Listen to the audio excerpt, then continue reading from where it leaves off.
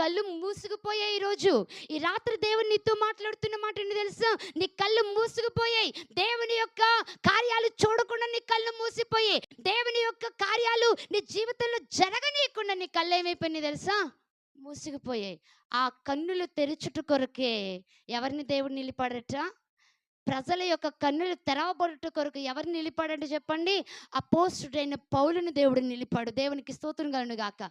హల్లెలూయా. ఈ రాత్రి కూడా దేవుడు నీతో మాట్లాడుతున్నమాట. ఏ విషయంలో నీ కన్నులు మూసుకుపోయి నువ్వు జీవిస్తున్నావో దేవునికి స్తోత్రం కలుగును గాక.